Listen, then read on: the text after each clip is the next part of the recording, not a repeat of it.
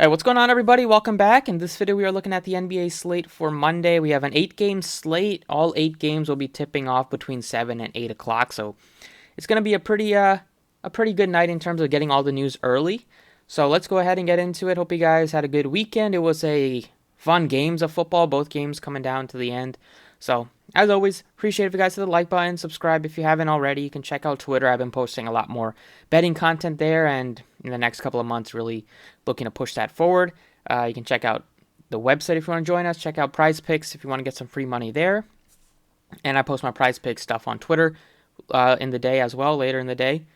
Looking at the point guard picks today, we have Steph Curry's 11K going up against Houston. It's a great matchup. You can't argue that.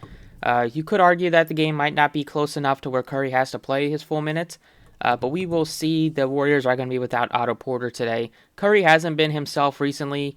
Some of these games just not shooting the ball like you would expect. Under 30%, under 30%, under 30% in 3 out of his last 5 games. Had some decent shooting nights in between, but still not been as like automatic shooting the ball as you would expect. John Morant, Trae Young, a rep below him. I do like Trae Young given the matchup going up against Toronto at home. It is a back-to-back, but they played earlier in the day yesterday against the Lakers. Had like a 12 o'clock, or I think it was a 1 o'clock Eastern time start. So should be hopefully well rested today after getting that early game yesterday. And going up against Toronto, a team that plays pretty hard, and this game should be competitive. Toronto, now that they're fully healthy for the most part, they just have a lot of guys that can keep the games close, and Trae Young on the other side has been playing really good basketball. He's shooting a ton, getting a lot of assists, and he does have a ton of upside if he's able to stay out there on the court and play 35 to 37 minutes, which I do expect in this close game. So 10K is not the cheapest price tag, but on this slate, I definitely think you can make an argument to get Trae Young. We do have value, especially in OKC with SGA out. Other guys I'm looking at would be like Van Fleet at 87. I just like playing him just because he plays 42 minutes. The triple overtime game against Miami last time out, all these Raptors guys played north of 53 to 55 minutes. Their starters, Van Fleet, Siakam, Anunoby, Trent, Barnes, they all played monstrous minutes. And they did get a day off. I mean, if this was a back-to-back set, you would probably expect some of those guys to not have their legs, but they got one day off. And going into Atlanta, a team that should be a higher scoring type of game here. LeVert's just not been doing great. A couple of unfortunate things, foul trouble, terrible shooting night, and then just took 10 shots and it was a blowout. 79. His price tag has come way down if you wanted to take a shot for tournaments, but I would probably go down to McCollum instead. Looks like we already have the Knicks starting lineup for today. But definitely like Josh Giddey today at 73. If you are in the betting world, you might want to take a shot on his double-double or even triple-double odds without SGA. Just going to have the ball in his hands more. And he has had a triple-double earlier this year when SGA missed. So depending on what the odds are, I definitely think it's worth a shot. But Giddey looks like one of the better plays. Portland doesn't play good defense. That game is a late-night hammer, technically, at 8 o'clock. In the value range, Kevin Porter Jr., if he plays, he looks good. If he's not able to play, then I'm going to be looking at Jalen Green once again. I went to him last time out without Kevin Porter Jr. Nobody really else played him. He was super low owned, and he put up 32 fantasy points. I'd gladly go right back to him, even though he's 47 now. It's just, you're getting a good price tag if there's no Kevin Porter Jr. today. And then another good value pick right now would be like Bogdanovic at 47. He's playing probably close to 30 minutes. They said he was on a minutes limit against Boston, but we'll see. He's probably still going to come off the bench, which might not be the worst thing for him, just getting more usage and getting more minutes without Trae Young. Just have the ball in his hands, get some more assist opportunities. So at 47, a guy that does give you upside for over 30 fantasy points. He looks like a guy that you can definitely go to. So for right now, I'm going to plug in Bogdanovic. If Kevin Porter is out, then I'm going to be plugging in Jalen Green instead. Shooting guard, Halliburton, we have to wait and see if Fox is out. Even if Fox is out again, I mean, it's not the easiest matchup going up against the Knicks, but if Fox is in, then he would be a fade at 85. Looking at like CJ McCollum, definitely like Josh Giddey at 73, looks really good. Norman Powell at 64 also looks appealing. That game should be high scoring. Both defenses are pretty poor. You have a good price tag on Desmond Bane. Trent has been shooting the ball a lot better, and the minutes for him should be like 35 plus, probably close to 40 plus if he's playing well. You can go down to like Jalen Green, needed a value pick depending on Kevin Porter news. Conchar at 43 looks like a decent value depending on, not but Kyle Anderson is back, but maybe Zaire Williams missed last game, which is why Conchar got more minutes, but I believe he's back. Yeah, he's not on the injury report, so he's back at 37, so they are getting more and more healthy, still without Dylan Brooks, so there are some guys to look at. But if I was going to go with the value pick, I'd look at these OKC guys like Ty Jerome at 33. Should get more minutes today. Same thing with Trey Mann. Probably go with the guy that starts, but both guys give you some upside, I guess. But if they're going to be super popular, I mean, they're not the easiest guys to feel comfortable with. But Giddey, I like him. He should be looking at heavy minutes today, high 30s, more usage to get the ball to other teammates, get some rebounds, take more shots for himself and score the ball. So hopefully he's able to hit his shots. Small forward, Tatum is up to 10-6. That seems to be a fade. I'd rather go to Jimmy Butler if he's able to play. If he's out, then look to Tyler Hero, look to Max Strus, Gabe Vincent, etc. Scotty Barnes, 7K. He's probably priced where he should be. I would rather go down in the 6K range and go with like more senior. Go with Wiggins. I'd definitely go with like Norman Powell at 64. So Powell playing good minutes for the Blazers. He's shooting the ball really good for the team this year, shooting over 40% from distance. And he's getting a lot of shots off. Last couple of games only taking 10 shots now that McCollum is back. But still getting a lot of minutes. And hopefully they're able to like stagger the minutes a little bit so he's going to get some more usage without without a McCollum and Simons, because they do have Simons and McCollum shooting a lot. But Powell does get you some peripherals with rebounding, can get you some steals as well since he's playing heavy minutes. And against OKC, they also turn the ball over at a very high clip, and you don't expect that to change today against like Trey Mann and like Ty Jerome getting a lot more minutes. The value range, don't have too much here. I look at like Hunter at 46, maybe look to Kyle Anderson at 48. You can look to Kevin Huerter at 44, and like Trey Mann potentially at 38 if he starts. A power forward, not looking at Tatum really at 10-6 against Miami. I'd rather go to like Sabonis at 98 against the Clippers. Butler looks good at 89 if he's able to play. More in the value range here. You have Herb Jones, depending on the status of Brandon Ingram. Same type of deal with the other Pelicans. You have to wait and see if Ingram is able to play or not. Ingram and Valanciunas is still questionable. Valanciunas missed the last couple of games with an illness, so hopefully he's able to play today. Other guys, you can look to like Kuminga might start today in place of Otto Porter, who's out for maintenance. Bielitsa at 34 should get some more minutes. Czech Metu at 37 should also be looking at more minutes today, just because they don't have Bagley is out. At center, paying up for Embiid, he's 11-8. There's not a ton of other superstars on the slate.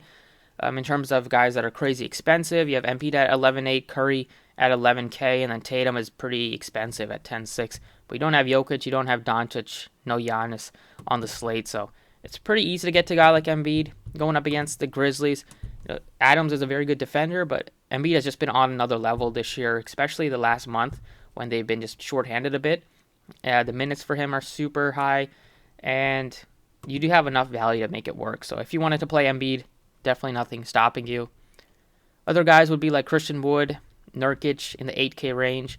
7K range, you can look to Bam. Capella is very affordable. Collins is affordable. You can look to one of those guys. Same thing with Jaren Jackson. Continues to be priced at a appealing rate at 67. Holmes should get more minutes today without Bagley. And in the 4K range, like Zubats gives you upside for tournaments. At only 45, the minutes on him aren't super steady. But I'm going to be try to get up to Embiid if I can at his price. Moving on to the guard position. You have a couple of guys that you can look to in the 6K range, like Desmond Bane, Kevin Porter, Klay Thompson. Thompson's been playing like 26, 27 minutes the last couple of games. He has been productive. Shot the ball pretty poorly last game, but he still put up 32. Just been getting to the free throw line. Also got to the free throw line 4 times. Last time out, it's a good spot against Houston as well. You also have Gary Trent right here at 58. You can plug him in if you wanted to. He's getting a lot of playing time, as you would expect. Before he missed some time, he was playing like high 30s in minutes. And he does get you opportunities for steals, averaging 2 steals per game, and can occasionally chip in with some peripherals. So with the way he's shooting the ball right now, I'm just going to plug him in. We can make some updates as we get some more news throughout the day, but 58 for Trent with the price tags on like Anunoby, Siakam, and like Scotty Barnes being expensive. You can go to Gary Trent to get a piece of Toronto. And then last guy I'll plug in here will be Lou Dort from the Thunder side. I feel most confident with Dort and Giddey's playing time. You still have like Mann and Ty Jerome will get some run, but Dort and Giddey should get a lot more usage, a lot more shots. They've been the guys that have been proven like that they can have some good fantasy games this year. We haven't seen much out of those other guys. But Dort and Giddey might even play like high 30s in minutes today, probably 38 if the game is close, which you could expect it to be closer at home at least. Dort has not shot the ball great this year in terms of three-point percentage, but he's good for defensive purposes, gets you rebounds, and will be looking to fire and take a lot of shots. So 6K is pretty affordable for a guy that will get a lot more usage without SGA.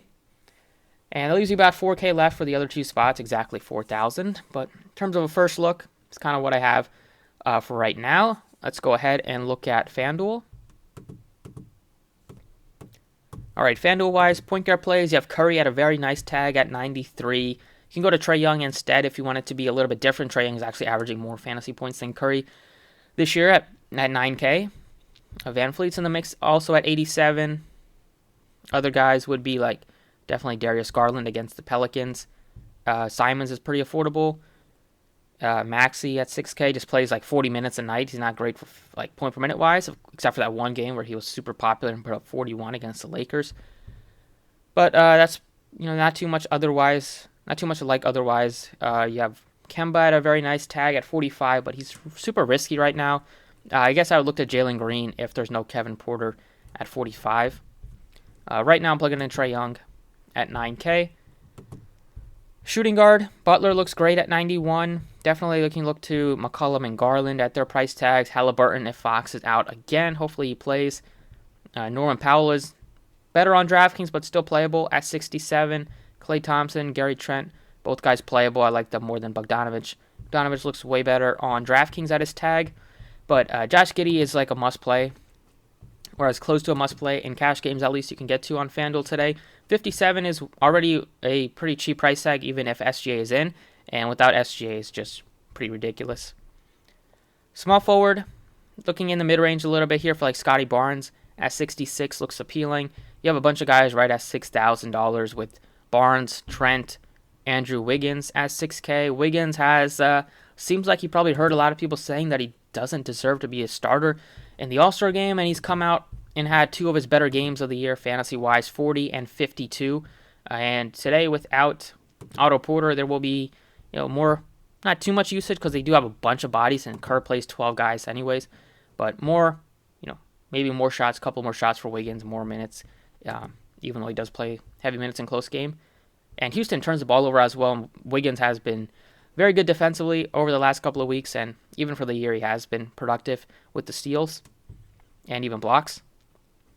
Power forward, Tatum and Sabonis similarly priced. I like Sabonis more. I like Siakam at his price tag at 89. I don't know how you can trust Randall right now, but he's probably going to get a lot of ownership as usual at 83, but this has not been good fantasy-wise over the last month. I'd rather go to Christian Wood. I'd rather go down here a little bit to like Scotty Barnes at 66, save some money. Going further down, you have Herb Jones at 59, depending on the news we get out of New Orleans. Holmes at 57 looks very good. You're getting a center that you can play at power forward. And then in the bottom, you have like Baisley at 47 as a guy that could be a decent option, but he also just struggles shooting the ball. It's tough to trust. But right now, I'm going to go ahead and plug in Rashawn Holmes at 57. Just think he's pretty affordable. Going up against a big New York team, he's going to have to play some heavy minutes. Center-wise, Embiid 11.4 is pretty affordable for how well he's done, but you do have a lot of other guys that are way cheaper. I'd probably go Embiid, then Sabonis, like Nurkic, Christian Wood, if I had to choose. If Valanciunas plays, you can look to him. Cleveland isn't the easiest matchup, just because they play a lot of bigs. Going further down, you have Adams going to have to play heavy minutes going up against Embiid. He is productive occasionally. Seems like once a week or twice a week he has a decent enough fantasy game. But I'm going to go ahead and plug in Embiid. We do have enough value on the slate to make it work. Nobody else has the same raw upside as Embiid does at the position. Obviously, if we get some more news, we can make adjustments. But right now, Trae Young, Josh Giddey, Wiggins, Holmes, and Embiid leaves you with 55-50. Feel like that is a good enough starting point to get us at least going on this Monday slate. And we'll get a lot of the news early because, as you see, all the games are tipped off by 8 o'clock. So it should be a fun one. Thank you for watching. Best of luck. If you enjoyed the video, as always, appreciate it. Hit the like button. You can follow me on Twitter for updates. And I will see you all next time.